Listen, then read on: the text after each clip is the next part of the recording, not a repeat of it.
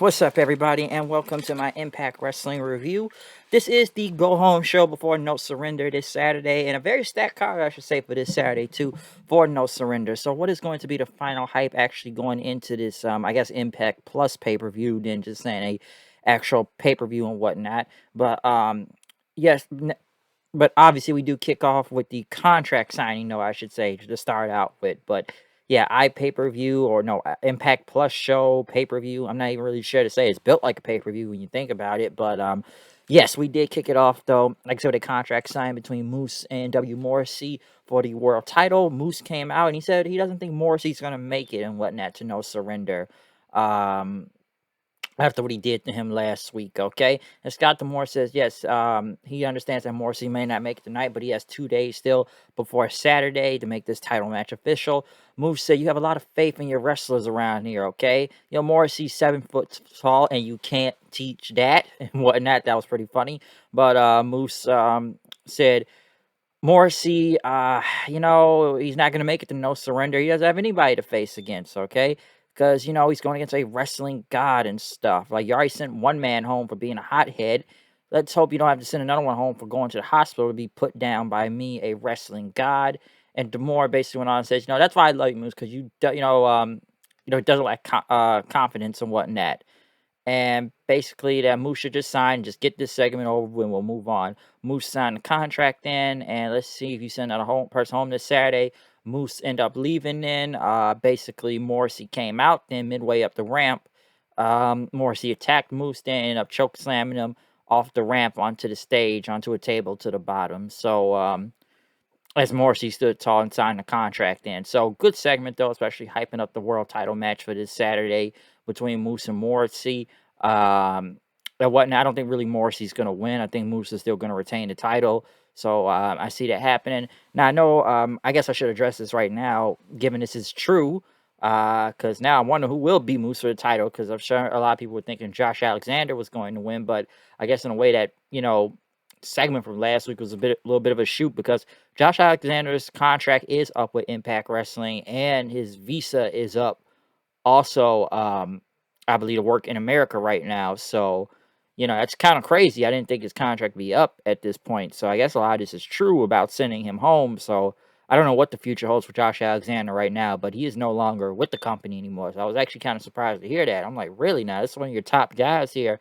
I'm like, I don't know what they've offered him or tried to give him. I don't know what the deal's going on between them and Alexander when it comes to contract negotiations, but obviously he is no longer with the company at this point, and I guess cannot really work in America right now till he gets, his visa all settled out and stuff.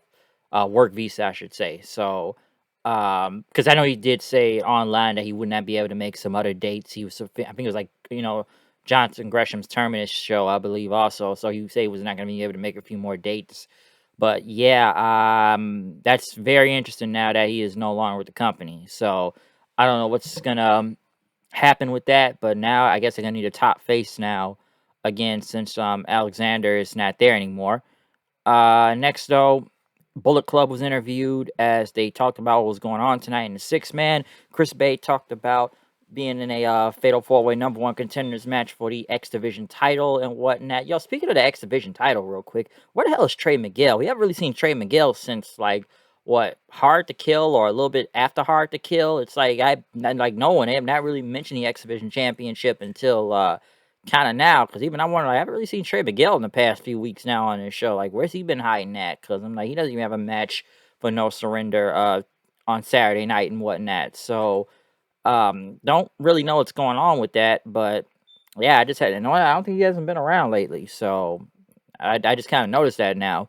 God talked about how they were going for the tag titles. Jay White basically talked about he's going to be facing Eric Young and No Surrender. Jay White all over the place. I'm sure, yeah, going to be on Rampage on Friday, and now he's going to be on No Surrender this Saturday. We know he's been on Impact already, but yeah, he's been on Impact and AEW as of late. So yeah, Jay White, kind of a little bit all over the place right now. Good on him. But basically, talk about how like Violent by Design, just trying to make their own version of Bullet Club and stuff. And everything. They did a little too sweet thing and went on. Masha Slamovich went against Kaya Dream. Another squash match for Slamovich out there. So more wins being built up for her. Ace Austin, Blake Christian, and Laredo Kid to see who'll be the final participant in the Fatal 4-Way, which Blake Christian, I guess he's back in this company again. Blake Christian was here before they signed him to the WWE, and then he ended up getting released from the WWE not that long ago. Of course, Ace Austin won, beating Blake Christian. You know, I didn't really think Blake Christian was gonna be back. I kind of figured, but I'm like, oh, I'm like, shit, he's back again. Because he was here for like what? I know he was he wouldn't impact that long, but I know he was here for a good minute and stuff, and then WWE signed him, and he didn't really do much in NXT. I think he was in that little breakout tournament, and then once 2.0 started, they were trying to make him like, what was it, Cora Jade's boyfriend or something, and then they almost contemplated on him being a superhero like Nikki Ash on Monday Night Raw. So I don't know, man. Blake Christian, I don't know much about him. I think he's okay. I don't know. Some would say just like any other type of high flyer, X Division cruiserweight guy on the roster, but um, yeah, I don't think he's bad or anything, but in a way, which is making him stand out at the same time too. So I shouldn't be surprised he took the L. And I think Laredo Kid signed a contract, so of course he wasn't going to take the pinfall. But Ace Austin, at least he got the win. Even Ace Austin's push is kind of weird right now when you think about it. There are times where you felt like he's going to the top, but then they kind of keep him like somewhere in the mid, almost kind of low lately when I think about it. He hasn't really got much going on, but a lot of people say this guy needs to be going for the world title, at least something like that. I like Ace Austin, but even I don't know what's really going on with him right now when I think about it. So maybe something will lead after getting this win. I'm not really sure, but I just kind of noticed that. Uh, the inspiration was talking to Caleb Conley. Conley say how he's you know loyalty to the influence, as they said, we know and stuff. So I guess they're still trying to seduce him or trick him into something. We got Lady Frost versus debut of Giselle Shaw, making her in-ring debut tonight. Good match, good debut for Shaw, beating Lady Frost. The temperature drop, that moonsault. That's a good name though, but um, this was not a bad match. What Shaw ended up hitting like a smash fly and then like a corkscrew, like what was like something like corkscrew, like a Vader bomb or something move, and won the match from there. So good debut for Giselle Shaw out there. Like I said, I don't know much about her. I know she was a WoW if I'm not mistaken, but like I said, at least she made her in-ring debut tonight. Honor No More in the back as they were asked about if they attacked Jonathan Gresham, which they did say they did not do it, as Kenny King was hyping up his match against Chris Sabin later on tonight. Deonna Purrazzo said that she would have an open challenge this Saturday for either the Ring of Honor Women's Championship or the Reina de Reinas AAA Championship. So we'll see what happens with that. Um, Kenny King, which funny, Kenny King was in this company before, which you did mention he was an X Division champion. Like I said before, like the guy was in the Beatdown Clan, I remember, with MVP, Low Key, and Samoa Joe at the time. But yeah, Kenny King going against Chris Sabin. Very good match out there. I enjoyed this match. Both guys really good. Sabin ended up hitting like a crucifix kind of pin to take Kenny King down for the 3 count. Ian Riccaboni was on commentary also. As Maria basically said that, you guys are pretty good, going into No Surrender, but you're not a cohesive unit like us, all right?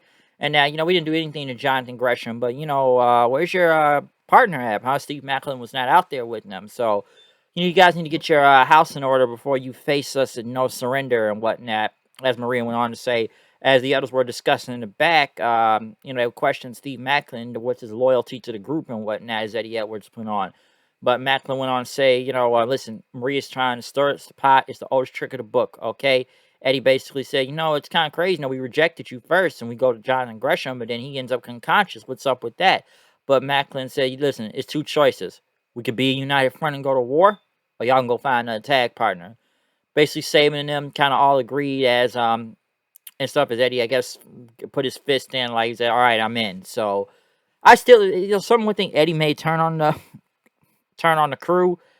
I don't know. It's been kind of been seen like that. I'm sure when people wonder where Willie Mack or Heath Slater are. I know they said, to what I've heard, Willie Mack had COVID. Slater, I don't know if he's injured in that, so I'm not really sure what's going on with that. But I am really interested to see who's going to turn, if someone turns this Saturday out of the Team Impact group. Next, Tasha Steelz and Savannah Evans went against Mickie James and Chelsea Green. Good tag match. I was surprised to see Mickie take the pin already to Tasha Steelz.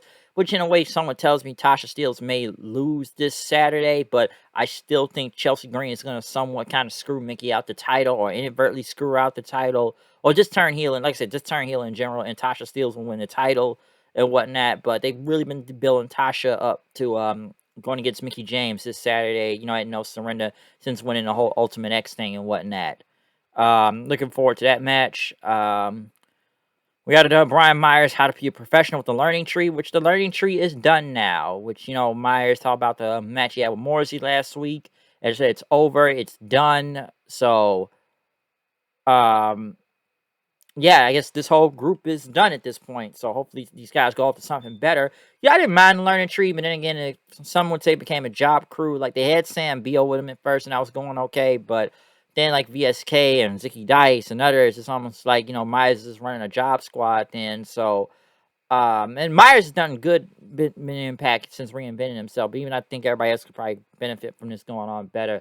And I like the learning tree, but it's just kind of falling off. Like him and Sam Beal was okay, but now it's just kind of I don't know. They've just been jobbing almost everybody around here. So I guess the breaking them up was the best thing. In the main event, though, the Bullet Club, Jay White and God versus Violent by Design. Eric Young, Joe Doring, and Dean are out there. Basically a six-man tag, in the show and whatnot. Very good six-man, of course. God hit like a 3D out there, and whatnot on Diener. Jay White, I know they did like a splash and a headbutt in after that, God, and then, Jay White picked up the win. But as the Bullet Club celebrated, the Good Brothers came out and basically, stood at the top of the stage just staring at the Bullet Club out there as everybody just had a face-off going into this Saturday at No Surrender. So, overall, good go-home show. Like I said, I am looking forward to the card this Saturday. But I think it's going to be a really good show for No Surrender, okay? Especially with this whole Honor No More and Impact thing with the Ring of Honor guys. Bullet Club me in there, just some New Japan presence also. Morrissey and Moose should be a really good match. Same with Tasha Steelz and Mickey James. I'm looking forward to this show, okay? It's a lot going on. For No Surrender, okay? Like I said, I know it's an Impact Plus show, but this really could have been just built up as a regular pay-per-view when you think about it. So, I'm looking forward to the show, okay? That's what I'm waiting to see. But other than that, though, that is my review of Impact Wrestling this week. So, yeah, No Surrender this Saturday. Hopefully, we will have a review soon enough for it, too. So, yeah, I'm out of here. I'll see you guys then. Peace.